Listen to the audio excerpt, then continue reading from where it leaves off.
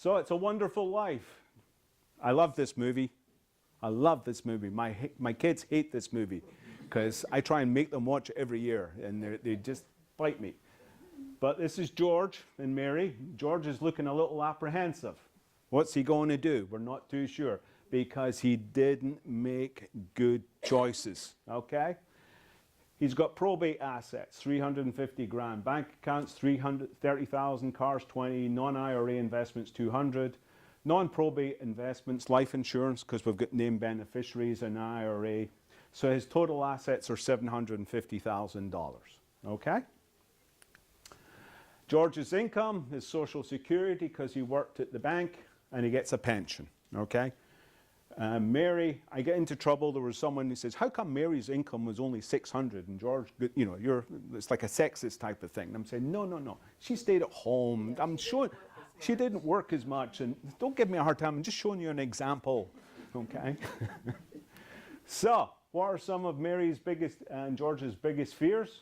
Like everybody, fear of outliving assets, fear of going broke from the nursing home, fear of being a burden on children, fear of dementia, fear of probate and death taxes, fear of unwanted life support, and fear of losing independence. Does that resonate with everybody? That's what I've gleaned over the years I've been doing this, that these are the main fears that we see with everybody. So, George is on top of the bridge. Clarence hasn't come yet. He's just going to be jumping off the bridge. Why? Because he did improper planning.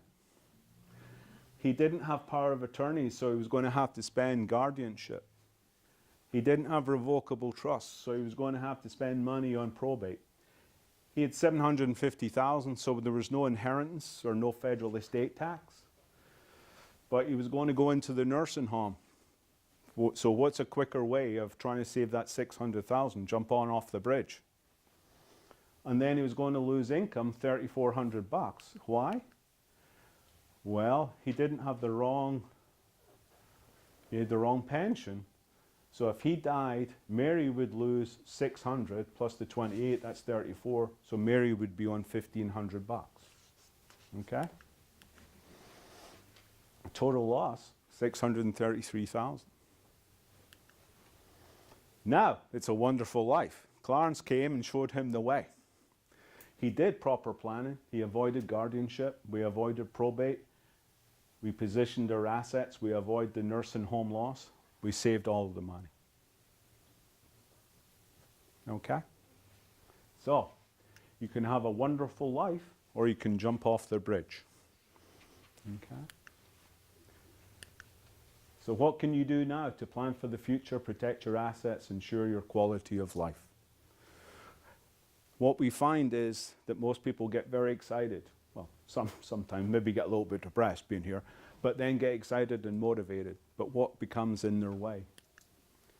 So are you ready to get started? What gets in your way? What's the biggest enemy of doing something?